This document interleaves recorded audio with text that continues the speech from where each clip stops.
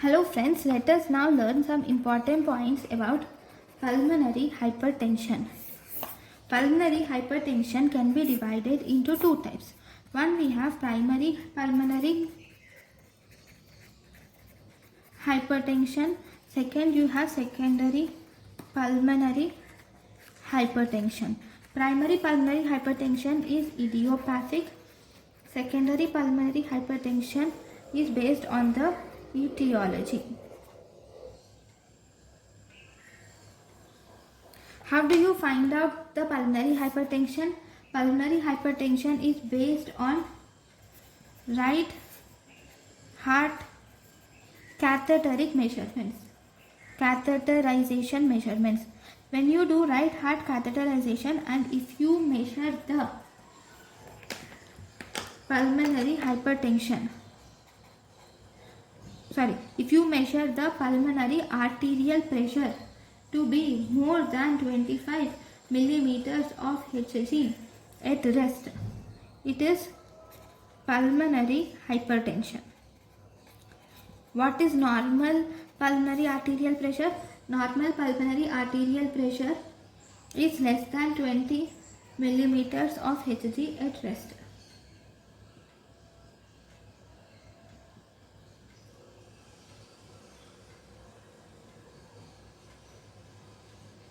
Here.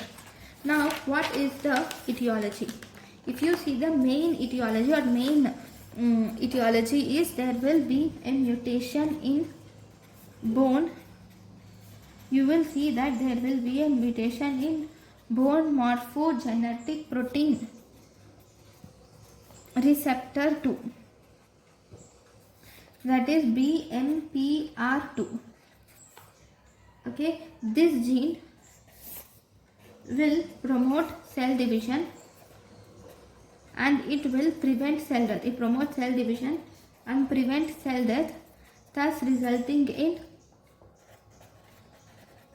overgrowth of cells, okay, which will result in arterial narrowing, okay, which will result in, whenever there is arterial narrowing, there is increased resistance to blood flow and thus resulting in pulmonary hypertension. Okay, this is one etiological feature of pulmonary hypertension. Now let us learn about the classification. If you see the classification of pulmonary hypertension is either classified as primary or secondary, as we have already said. But WHO has classified pulmonary hypertension into 5 groups. Okay, so first we will see group 1. Group 1 is called as idiopathic pulmonary arterial hypertension or pulmonary arterial hypertension. This mainly includes sporadic or hereditary pulmonary arterial hypertension. Then if you see group 2, group 2 occurs mainly due to the left heart disease. Left heart disease, if this left heart disease leads to pulmonary arterial hypertension, then that is group 2. It can be due to systolic dysfunction, or it can be due to diastolic dysfunction, or it can be due to valvular diseases. If any of these will lead to left heart disease, that is group 2. Then the next one is group 3. What is group 3? Group 3 is if there is lung diseases, there is a lung disease, or if there is hypoxemia, if this leads to pulmonary arterial hypertension, it is group 3. Then we have group 4. In group 4, this includes chronic thromboembolic type of pulmonary hypertension. So here pulmonary hypertension occurs due to the thromboembolic, that is occlusion of proximal or distal pulmonary vasculature. Because of occlusion of proximal or distal pulmonary vasculature, this results in this group 4 pulmonary hypertension. Then we have the next group, which is group 5 pulmonary hypertension. This is due to multifactorial mechanisms. That is, it is caused by hematological disorders, like it is caused by myeloproliferative disorders. Number 1, it is caused by myeloproliferative disorders, or it is caused by systemic disorders like sarcoidosis, and it is caused by metabolic disorders like glycogen storage disorders,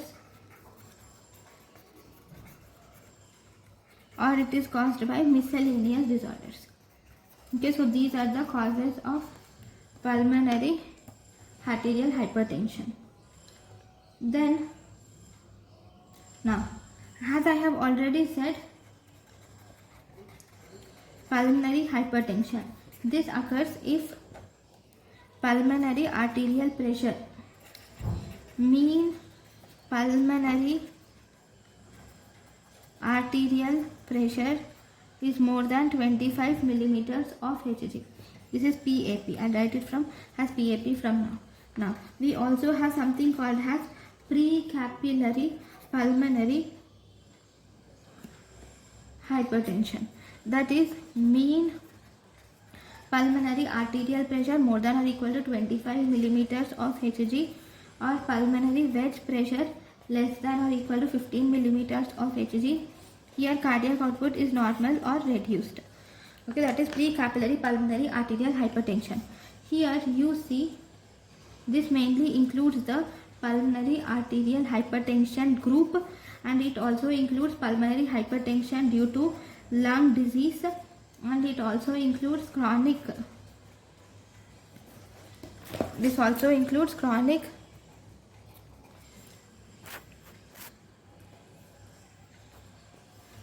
thromboembolic pulmonary hypertension. Okay, it also includes pulmonary hypertension with under or multifactorial mechanisms. Okay, so all these are nothing but precapillary pulmonary hypertension. Then if you see next, we also have one more type, which is postcapillary pulmonary hypertension. Postcapillary pulmonary hypertension includes mean pulmonary arterial hypertension more than 15 millimeters of Hg, pulmonary wedge pressure more than mean pulmonary arterial pressure obviously more than 25 millimeters of Hg, pulmonary wedge pressure more than 15 millimeters of Hg, cardiac output is normal or decreased. This is mainly due to pulmonary hypertension due to left heart disease. So now, what are the different causes?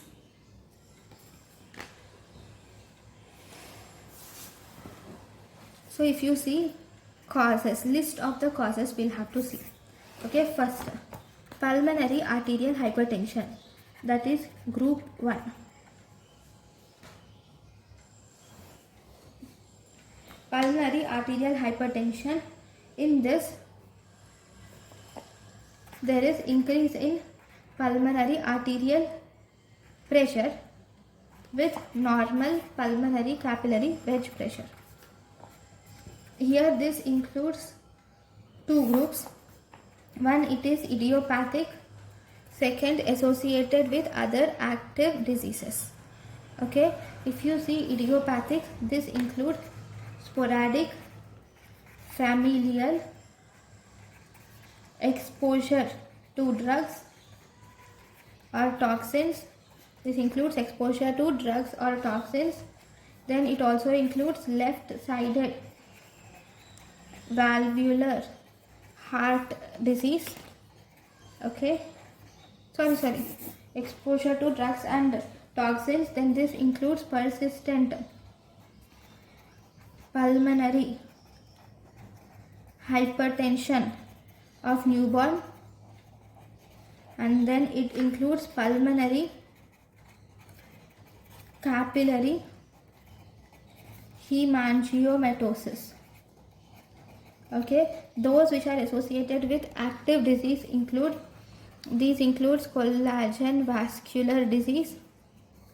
Okay, next we have congenital systemic 2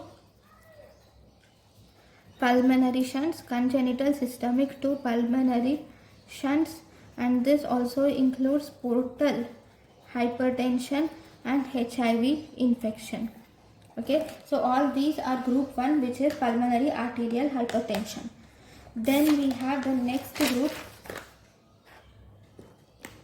What is this?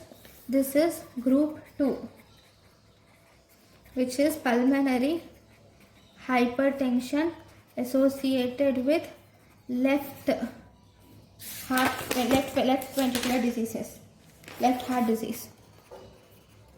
Okay, left heart disease.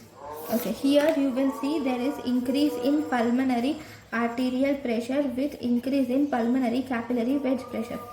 So this includes left-sided atrial or ventricular pump. This includes left-sided atrial or ventricular heart disease. Okay, then this also includes left-sided valvular heart disease. This includes pulmonary venous obstruction. Okay, this also includes pulmonary veno-occlusive disease. This also includes pulmonary veno-occlusive disease. So these include group 2 pulmonary hypertension associated with left heart disease.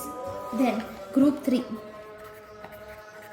The diseases involved in group 3 are pulmonary hypertension with hypoxemic lung disease. Pulmonary hypertension with hypoxemic lung disease. Okay, these include, we have here you will see chronic hypoxia is seen with increased pulmonary arterial pressure. Okay, these include chronic obstructive lung disease. These include chronic obstructive lung disease and interstitial lung disease. Okay, these will also include sleep disorder, breathing. Then these also include alveolar hypoventilatory conditions, alveolar hypoventilatory disorders. Okay, these includes chronic exposure to high altitudes, chronic exposure to high altitudes. Then this also includes developmental abnormalities. Okay, all these are group 3 pulmonary hypertension with hypoxemic lung disease. Then we have group 4. So in group 4 we have pulmonary hypertension due to chronic thromboembolic diseases. Pulmonary hypertension due to chronic thromboembolic diseases. Okay, these include elevation of pulmonary artery with pulmonary arterial obstruction for more than 3 months. This is pulmonary arterial pressure. Pulmonary artery. This is increase in pulmonary arterial pressure with pulmonary artery obstruction for more than 3 months. This includes diseases like chronic pulmonary thromboembolism. This includes chronic pulmonary thromboembolism and non-thrombotic pulmonary embolism. This includes non-thrombotic pulmonary embolism, which shows tumor and foreign material. Okay, this is group 4. Then we have final last group, which is miscellaneous. So in the miscellaneous, you will see that there will be elevation in pulmonary artery pressure associated with systemic disease. Okay, this includes mainly sarcoidosis. Then we have chronic anemia, histiocytosis X, lymphangiomatosis, and this also includes schistosomiasis. Okay, so these are the miscellaneous diseases. Right, there are also some drugs and toxic. There is a special type which is called as drug and toxin induced pulmonary artery hypertension. This will come into group 1, pulmonary artery hypertension. So what are the drugs which will cause pulmonary artery hypertension? These include aminorex, fenfluramine, dexfenfluramine, toxic rapeseed oil.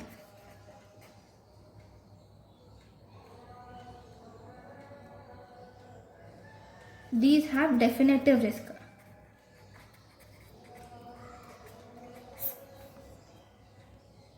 Then we have possible risk. Possible risk includes, we have amphetamine, L-tryptophan. Then we have methamphetamine, L-tryptophan, methamphetamine. Then we have cocaine.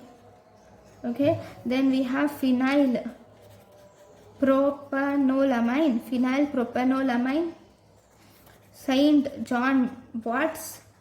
And then we have chemotherapeutic agents, and also selective serotonin reuptake inhibitors. So all these are the drugs with possible risk of pulmonary arterial hypertension. Okay, so any of the pulmonary arterial hypertension is actually a life-threatening disease.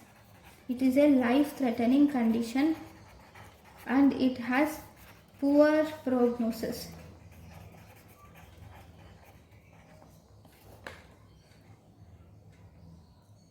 Thank you for watching.